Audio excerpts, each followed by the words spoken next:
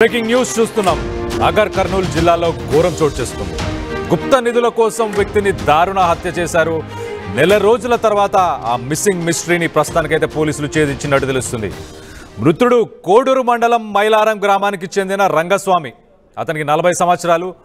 అచ్చంపేటకు చెందిన పులేందర్ గౌడ్కి రంగస్వామికి పరిచయం ఏర్పడిన తర్వాత గుప్త నిధుల స్థలం చూపిస్తానని చెప్పేసి 5 లక్షలు తీసుకున్నాడు రంగస్వామి పులేందర్ గౌడ్ దగ్గర. పూజారికి మరొక 5 లక్షలు ఇవ్వాలని చెప్పేసి రంగస్వామి డిమాండ్ చేస్తూ, అలాగే గుప్త నిధుల పేర్లతోని ఆయన కాలయాపన చేయిస్తున్నాడని చెప్పేసి పులేందర్ గౌడ్కి కోపం వచ్చింది.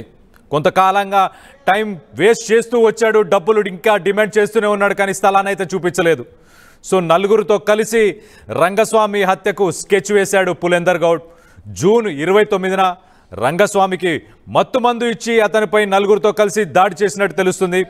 ప్రాణాలతో ఉండగానే మామిడి తోటలోని గుంతలో ప్రస్తుతానికైతే రంగస్వామిని పూర్తి చేశారు ఆ నిందితుడు పులేందర్పై గతంలోనూ కూడా 2 హత్య కేసులు కూడా ఉన్నట్టు కూడా తెలుస్తుంది. మొత్తం మీద గుప్త నిధులు ఉన్నాయని చెప్పేసి ఒక స్థలాన్ని చూపిస్తానని చెప్పేసి 5 లక్షలు తీసుకొని కాలయాపన చేసిన తర్వాత మరి ఇంకో 5 లక్షలు కావాలి, పూజారికి పూజలు చేయడానికి ఇంకొక 5 లక్షలు కావాలని చెప్పేసి కాలయాపన చేస్తున్నాడు. కానీ తనకు మాత్రం ఆ గుప్త నిధుల స్థలాన్ని మాత్రం చూపించలేదన్న అక్కస్సు పెట్టుకొని పులేందర్ గౌడ్ రగిలిపోయాడు. ఒక 4 మిత్రులను పిలుచుకొని వచ్చి రంగస్వామిని జూన్ 29న మట్టు పెట్టినట్టు తెలుస్తుంది. మొత్తానికైతే ఈ కేసుని, మిస్సింగ్ మిస్టరీ కేసుని పోలీసులు అయితే ఛేదించారు. నెల రోజుల తర్వాత ప్రస్తుతానికైతే ఛేదించినట్టు తెలుస్తుంది.